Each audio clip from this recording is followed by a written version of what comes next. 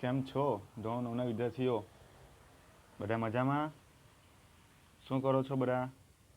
Video જુઓ છો ને? તો આજનો આપણો વિષય છે સામાજિક વિજ્ઞાન. સામાજિક વિજ્ઞાનની અંદર આપણે આજે જોવાનું છે ચેપ્ટર 5, ભારત આઝાદી તરફ પ્રયાણ.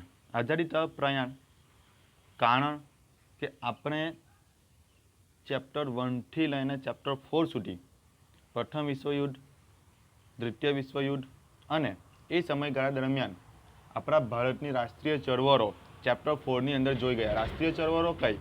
તો અંગ્રેજોએ જે ભારતને ગુલામ બનાવ્યા હતા તે સમયે ભારતના ક્રાંતિવીરો દ્વારા ભારતની આઝાદી માટે જે આંદોલનો કરવામાં આવ્યા, જે લડતો લડવામાં આવી, જે ચળવળો કરવામાં આવી, એની વાત આપણે ચેપ્ટર 4માં જોઈ ગયા. તમને ખ્યાલ હોય તો તે સાથે સાથે વિદેશોની અંદર પણ ભારતની આઝાદી માટે જે માંગ ઉઠી હતી એ પણ આપણે જોયું. કેટલા બધા ક્રાંતિવીરો, શહીદ ભગતસિંહ, ચંદ્રશેખર આઝાદ, ગાંધીજી, જવાહરલાલ નહેરુ, સરદાર વલ્લભભાઈ પટેલ, શામજી કૃષ્ણ પરમા, સુખદેવ, રાજગુરુ, કેટલા બધા ક્રાંતિવીરો જેમણે ભારતની આઝાદી માટે પોતાના પ્રાણની આહુતિ આપી દીધી. એવું આપણે ચેપ્ટર 4ની અંદર રાષ્ટ્રીય ચળવળો વિશે જોઈ ગયા. અસહકારનું આંદોલન જોયું ને, બારડોલી સત્યાગ્રહ, ગાંધીજીનું ભારતમાં આગમન, દરેકે દરેક પાસું જે ભારતને આઝાદી અપાવવા માટે ક્રાંતિવીરો દ્વારા હાથ ધરવામાં આવ્યા હતા, દરેકે દરેક આંદોલન, દરેકે દરેક કામ એ ક્રાંતિવીરો વિશે આપણે જોઈ ગયા. હવે આજનું આપણું ચેપ્ટર છે ચેપ્ટર 5,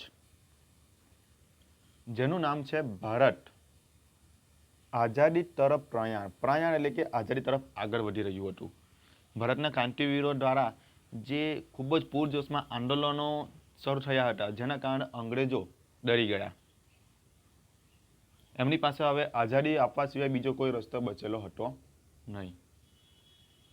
તો આઝાદી તરફ આગળ વધી રહ્યું હતું. આપણે ઈસવીસન 1920-21 સુધી જોઈ ગયા.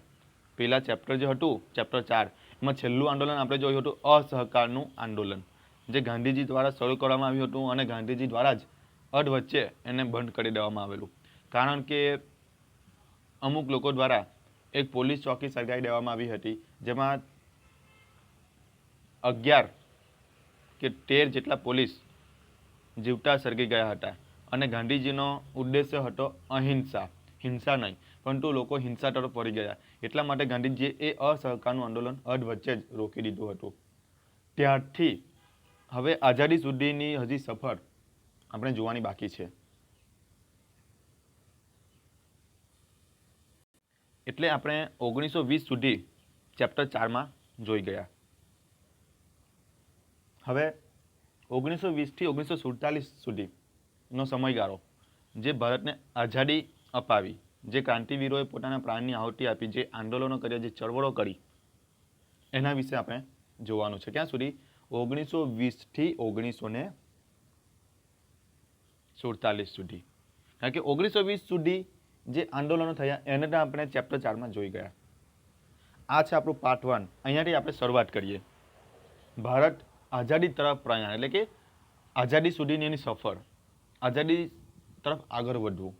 શરૂઆત કરીએ આપણે ચેપ્ટરની. ચેપ્ટર લાંબુ છે, ઘણા વિડીયો બનશે, પરંતુ તમે શાંતિથી વિડીયો જોજો. તો 1920 થી 1947ના ગાળાને ગાંધી યુગ કહેવામાં આવે છે. કેમ? કારણ કે 1915માં ગાંધીજી દક્ષિણ આફ્રિકાથી ભારત આવે છે. 1917માં પ્રથમ સત્યાગ્રહ કરે છે, ચંપારણ સત્યાગ્રહ. ત્યાર પછી અસહકારનું આંદોલન. તો 1920 થી લઈને એમણે ગાંધીજીએ અંગ્રેજો સામે ઘણી લડત લડી, ઘણી ભૂખ હડતાળો કરી. તો 1947માં ભારતને આઝાદી મળી ત્યાં સુધીના ગાળાને ગાંધી યુગ અથવા ગાંધી યુગના આંદોલનો તરીકે ગણવામાં આવે છે. અને ભારતીય રાષ્ટ્રીય ચળવળનો આ બીજો તબક્કો છે. કેમ બીજો તબક્કો? કારણ કે ગાંધીજી આવે ભારતમાં 1915માં આફ્રિકાથી, એ પહેલાં અન્ય કેટલાય બધા ક્રાંતિવીરોએ ભારતની આઝાદી માટે પ્રયત્નો કર્યા હતા, જેના વિશે આપણે જોઈ ગયા. 1857થી લઈને એટલે 1857નો સંગ્રામ, ઝાંસીની રાણી લક્ષ્મીબાઈ, નામ સમજો ને, તાત્યા ટોપે, નાના સાહેબ પેશવા, કેટલા બધા ક્રાંતિવીરો હતા કે જેમણે ભારતની આઝાદી માટે પોતાના પ્રાણ આપી દીધા. એ પહેલો તબક્કો હતો. મંગલ પાંડે, વાસુદેવ બળવંત ફાળકે, એ પહેલો તબક્કો હતો. પછી ગાંધીજી આવ્યા ત્યારથી અહિંસા, પહેલાના જે ક્રાંતિવીરો હતા તેઓ હિંસા માનતા, એટલે કે અંગ્રેજોને મારતા હતા. પરંતુ ગાંધીજી આવ્યા પછી અહિંસાની શરૂઆત થઈ અને અહિંસાના માર્ગે ઘણા બધા લોકો વળ્યા પણ ગાંધીજી સાથે. તો એ બીજો તબક્કો છે ભારતની આઝાદી માટેનો. બંધારણીય હકોની પ્રાપ્તિની લડતનો, બંધારણીય હકો કે ભારતના લોકોને પણ હક મળવા જોઈએ, અને સાથોસાથ સ્વાતંત્ર્ય પ્રાપ્તિની લડત, સાથોસાથ સ્વાતંત્ર્ય પ્રાપ્તિ, ભારતની આઝાદી માટેની લડત પણ ચાલુ હતી. આ આંદોલનો જે પ્રવાહોમાંથી પસાર થયા તેની જે એક સંકુલ અસર ઊભી થઈ તેનું અહીં આપણે વાત કરીશું. કઈ આઝાદી માટેના જે આંદોલન થયા એની વાત આપણે હવે કરીશું. જોઈએ આગળ. તમે નોટ લઈને બેસેલા હશો, ન લીધી હોય બેસી જાઓ, મારે દર વખતે તમને કહેવાની જરૂર ન પડે. હેડિંગ મારો ચેપ્ટર 5 ભારત આઝાદી તરફ પ્રયાણ. એમાં લીધું પછી નીચે શું હેડિંગ છે? Simon commission 1927, 1927 Simon commission. તો આ શું હતું સાયમન કમિશન? તો મોન્ટફર્ડ ના સુધારામાં, એટલે કે મોન્ટેગ્યુ ચેમ્ફર્ડ, જુઓ આખું નામ શું હતું? મોન્ટેગ્યુ અને ચેમ્ફર્ડ 1919. તો આ મોન્ટેગ્યુ અને ચેમ્ફર્ડના નામ પરથી મોન્ટફર્ડ એવી એક સુધારાની જોગવાઈ હતી, અને એ સુધારાનો અમલ કઈ રીતે થયો છે અને સુધારાની જરૂરિયાત અંગે અભ્યાસ કરવા 10 વર્ષ બાદ એક કમિશન નીમવું. 10 વર્ષ બાદ, એટલે કે અંગ્રેજો દ્વારા એક કમિશન નીમવાની વાત થઈ, જેનું નામ આપવામાં આવ્યું સાયમન કમિશન. દર 10 વર્ષે એ કમિશન નીમવું, પરંતુ ભારતની પરિસ્થિતિ ખૂબ જ આઝાદી માટે જોર પકડી રહી હતી, એટલે કે અંગ્રેજો ડરી ગયા હતા. તો એના માટે 2 વર્ષ પહેલાં જ આ સાયમન કમિશનની નિમણૂક કરવામાં આવી. તેઓ થોડું મોડું આ કમિશન નીમવાના હતા, પરંતુ ભારતની પરિસ્થિતિ જોતા એમણે 2 વર્ષ પહેલાં જ સાયમન કમિશન નિમણૂક કરવામાં આવી, અને એના અધ્યક્ષ હતા જ્હોન સાયમન. એમના અધ્યક્ષપણા નીચે જ આ કમિશનની રચના થઈ, અને એ કમિશનના સભ્ય 7 હતા. લખજો, સાયમન કમિશનના સભ્યો કેટલા હતા? 7, અને એ બધા જ અંગ્રેજ હતા. કોણ હતા? બધા જ અંગ્રેજ સભ્યો હતા. તો આ વાતનું આપણા ભારતીય લોકોને દુઃખ થયું, કારણ કે ભારતના લોકોનો દુઃખ દર્દ માત્ર ભારતીયો જ સમજી શકે, હિન્દીઓ જ સમજી શકે. અને એ વિચારથી આ કમિશનની અંદર હિન્દી સભ્યોને સામેલ કરવાની ભારતીયોની માંગ હતી. અંગ્રેજો સામે ભલામણ કરી કે આ કમિશનની અંદર ભારતીય સભ્યોનો પણ સમાવેશ કરવો, પરંતુ અંગ્રેજોએ એમની માંગ, એમની ભલામણ સ્વીકારી નહીં. સમજો છો ને હું શું કહેવા માંગુ છું? તે અંગ્રેજોએ જે સાયમન કમિશનની નિમણૂક કરી એના બધા જ 7 સભ્યો અંગ્રેજો હતા, એક પણ ભારતીય હતું નહીં. પરંતુ ભારતીયોને શું હતું કે ભારતના લોકોનું દુઃખ દર્દ માત્ર ભારતીયો જ, એટલે કે હિન્દીઓ જ સમજી શકે. એટલા માટે તેમણે અંગ્રેજો સામે ભલામણ કરી, માંગ કરી કે આ કમિશનની અંદર ભારતીય લોકોને પણ સમાવેશ કરો સભ્યમાં. પરંતુ અંગ્રેજોએ એમની માંગ, એમની ભલામણ સ્વીકારી નહીં, અને એના બદલામાં ભારતીય લોકોએ સાયમન કમિશનનો બહિષ્કાર કર્યો, એટલે કે એનો વિરોધ કર્યો. જ્યારે સાયમન કમિશન, એટલે કે સાયમન તો એક વ્યક્તિ હતો ને, પરંતુ એના અધ્યક્ષપણે આ કમિશન નિમાયેલું, એટલે એનું નામ સાયમન કમિશન રાખવામાં આવેલું. તો આ સાયમન કમિશન ભારત આવે, એટલે કે આગમન થાય એ સમયે લોકોએ હડતાળ, સભા, સરઘસ અને સાયમન ગો બેકનો નારો લગાવ્યો. ગો બેક એટલે કે સાયમન પાછા જાઓ. એટલે ખૂબ જ પૂરજોશમાં સાયમન કમિશન જેવું બોમ્બે આવે છે તેવું ઘણા બધા લોકો ભેગા મળીને એનો વિરોધ કર્યો. કાળા વાવટાઓ ફરકાવી વિરોધ કર્યો. જો કાળા વાવટાઓ, કાળા કલરનું કાપડ ફરકાવી એનો વિરોધ કર્યો, અને એની સામે અંગ્રેજ સરકારે દમન નીતિ અપનાવી. દમન નીતિ એટલે કે લાઠીચાર્જ કર્યો. કોની પર? ભારતીયો પર. તો આ લાઠીચાર્જનો ભોગ ભારતના ક્રાંતિવીરો બન્યા. કોણ? લાલા લજપતરાય અને ગોવિંદ વલ્લભ પંત. પરંતુ સાથે સાથે જવાહરલાલ નહેરુ પણ આ લાઠીચાર્જના ભોગ બને છે, વિરોધમાં. કોના? સાયમન કમિશનના.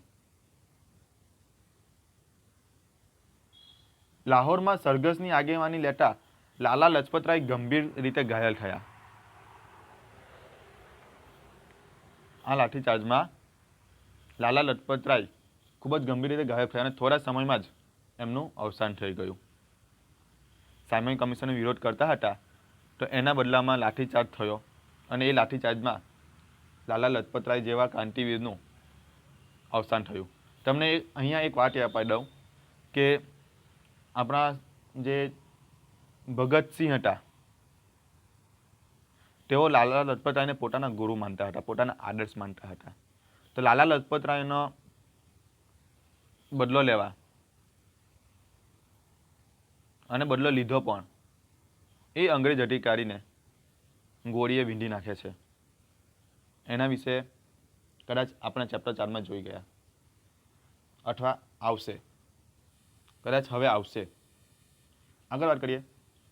જો અંદર લખેલું છે, લાલાજીના મૃત્યુના સમાચારથી જ ભગતસિંહ, સુખદેવ, રાજગુરુ વગેરે ક્રાંતિકારીઓને ખૂબ જ ગુસ્સે આવ્યો અને તેઓ ઉશ્કેરાયા અને લાઠીચાર્જનો આદેશ કોણ આપ્યો હતો? અંગ્રેજ અધિકારી સોન્ડર્સ, અંગ્રેજ પોલીસ અધિકારી સોન્ડર્સ. એની હત્યા કરી. કોણે? ભગતસિંહ. બદલો લીધો કોનો? લાલા લજપતરાય. મેં તમને કીધું ને કે લાલા લજપતરાયને ભગતસિંહ પોતાના આદર્શ અને ગુરુ માનતા હતા. તો એમના મોતનો બદલો લેવા જેને આદેશ આપેલો લાઠીચાર્જનો, અંગ્રેજ પોલીસ અધિકારી સોન્ડર્સ, એમની હત્યા કરી. તો આ હતું સાયમન કમિશન. આગળ જોઈએ નહેરુ કમિટી. શું જોઈએ? નહેરુ કમિટી.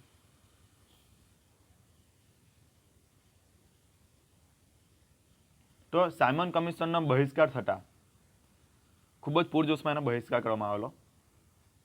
તો બહિષ્કાર થતા હિન્દી વજીર કે ભારતના વજીર બર્કન હેડે સાયમન કમિશનનો ખરડો રજૂ કરતા જણાવેલું કે હિન્દના નેતાઓ બધા પક્ષોને અનુકૂળ બંધારણ ઘડી આપે તો બ્રિટિશ સરકાર વિચાર કરશે.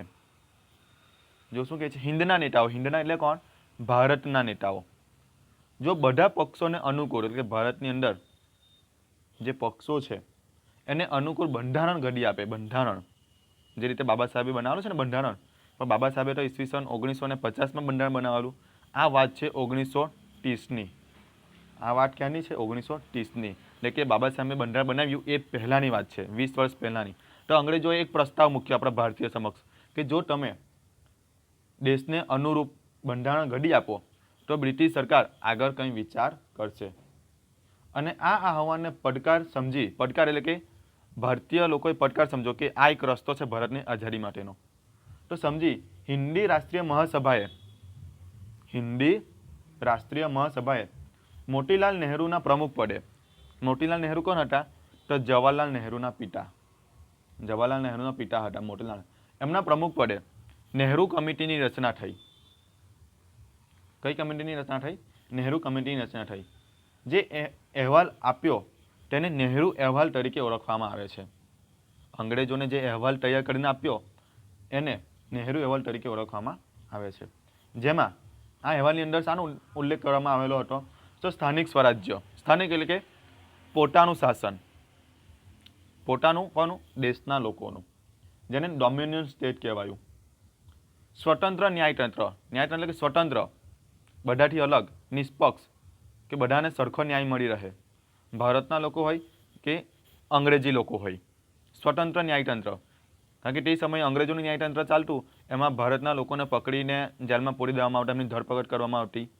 પરંતુ કેવા ન્યાયતંત્રની માંગ કરવામાં આવી? સ્વતંત્ર, કે જેમાં ભારતીય લોકોને પણ સમાવેશ કરવામાં આવે. ત્યારબાદ મૂળભૂત અધિકારો, પોતાના જ દેશના ભણવાનો, લખવાનો, ફરવાનો, આંદોલનો કરવાનો, વાણી સ્વાતંત્ર્ય, એવા મૂળભૂત અધિકારો. ત્યારબાદ પુખ્ત વય મતાધિકાર. પુખ્ત વય એટલે કે 18 વર્ષે જે મતાધિકાર આવે ને તે વગેરે બાબતોનો આ નહેરુ અહેવાલમાં સમાવેશ કરવામાં આવ્યો. પરંતુ થયું શું? પહેલાં તો અંગ્રેજોએ શું કીધું કે તમે અનુકૂળ બંધારણ તૈયાર કરીને આપો. તો નહેરુ કમિટીએ નહેરુ અહેવાલ તૈયાર કર્યો અને અંગ્રેજોને પરત કર્યો કે અમારી આવી આવી ડિમાન્ડ છે. પરંતુ અંતમાં અંગ્રેજ સરકારે એ અહેવાલનો સ્વીકાર કર્યો નહીં. અંગ્રેજોએ એ અહેવાલનો સ્વીકાર કર્યો નહીં. તો ભારતની આઝાદી માટેની લડાઈ હજુ આગળ ને આગળ વધતી રહી. જુઓ અહીંયા ચિત્ર આપેલા છે. આ છે મોતીલાલ નહેરુ. આ કોણ છે? આ છે મોતીલાલ નહેરુ. અને બીજું ચિત્ર જે છે એ છે જવાહરલાલ નહેરુ. છે ને, બંને ચિત્રો આપેલા છે. તો નહેરુ કમિટીનો અસ્વીકાર થયો. હવે આગળ તો આ માટે આપણા ભારતના લોકો, ભારતના નેતાઓએ પૂર્ણ સ્વરાજ્યની માંગણી કરી. પૂર્ણ એટલે કે હવે તો અમને આખું ભારત જ જોઈએ. કેવું જોઈએ? પૂર્ણ સ્વરાજ્ય એટલે કે આખું ભારત આઝાદી, એની માંગણી કરી. ક્યારે? ઈસવીસન 1929, આજથી 90 વર્ષ પહેલા ઈસવીસન 1929માં પૂર્ણ સ્વરાજ્યની માંગણી કરવામાં આવી. તો એના વિશે જોઈએ આપણે. તો પૂર્ણ સ્વરાજ્યની માંગણી શું હતી?